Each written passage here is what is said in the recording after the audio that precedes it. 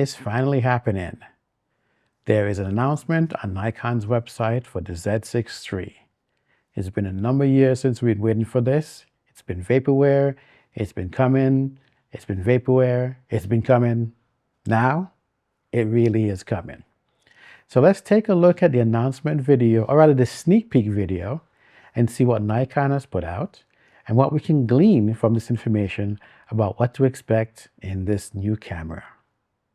Before we dive into today's content, I want to thank everyone who's been watching the video, subscribe to the channel and liking the video, and those of you who've been commenting. I'd also like to thank those of you who've purchased gear through the Amazon link.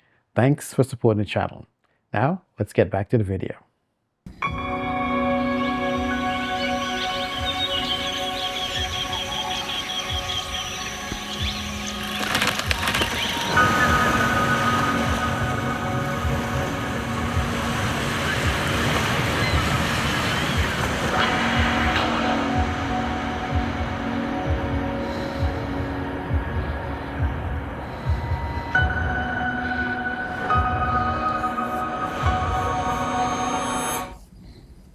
So sometime last week, Nikon came out with some new information about what is expected in the Z6 III.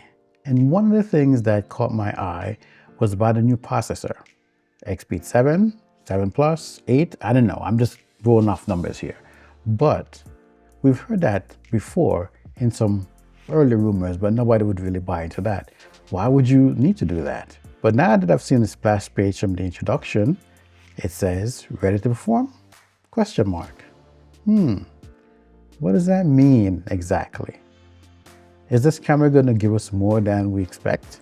The teaser video showed some information about some of the things that we can expect. It talks about colors of the camera, it talks about pre-capture, and I'm like, I think it's going to come with some of the same things that we've seen on the Z8, the ZF, Z9. Maybe not all of them, but to a certain level. We've heard about pixel shift coming. You know, you can't expect that because the ZF can do that. But pre-capture, that was kind of exclusive to the Z8 and Z9. So if they put it in all their cameras, that's a great thing. The other thing, the colors. What are we talking about here?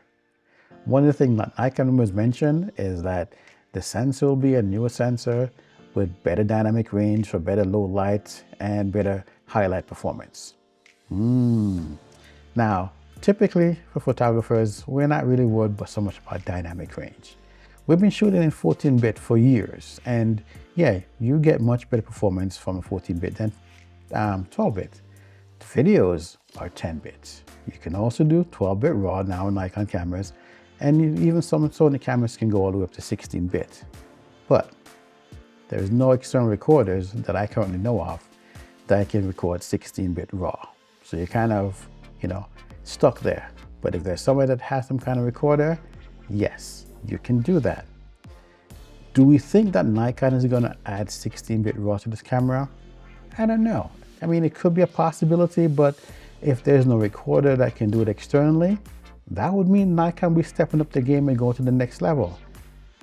It really like next level stuff, because I don't even think there's a 16-bit monitor out there that is at a reasonable price that anybody can use. Most monitors are 10-bit. You have a few 12-bit that are out there, sorry.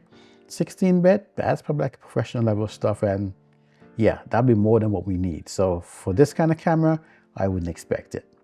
Something else I thought about when I saw the Panasonic GH7, and they mentioned that they're gonna have LUTs from Arri.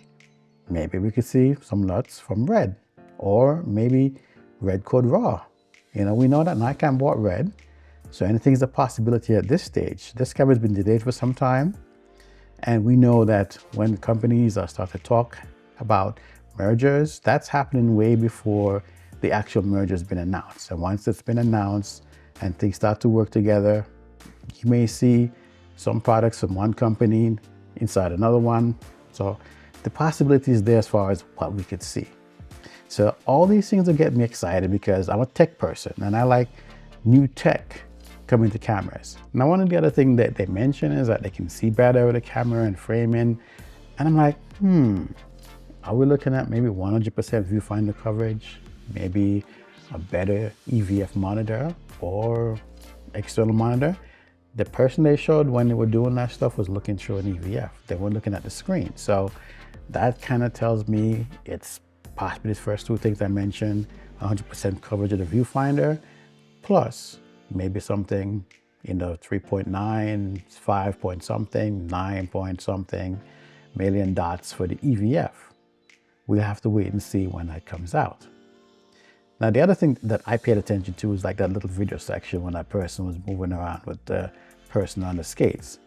And I'm like, I'm looking at the screen that they showed, and I zoomed in as much as I could on my monitor. And I'm like, yeah, that looks like a flip out screen. It doesn't look like a tilt out screen. It looks like a flip out. I could be wrong from what I'm seeing, but I'm hopeful, very hopeful, that we'll finally get a flip out screen on the Z6 III. Other things of note. Remember, the ZF got 8 stops of VR. If this camera can get 8 stops of VR as well, that'd be fantastic.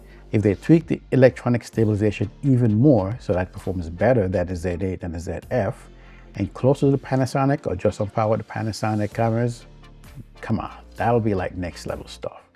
The camera's a smaller camera, it's a lighter camera.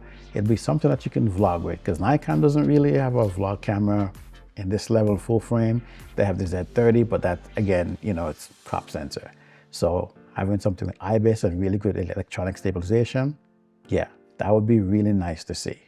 If they're updating NX Studio, I would like to see if they can include something like Sony does with a Catalyst Browse software, what allows you to add even more stabilization from like gyro data in the camera to make the footage even smoother. That's like rock steady.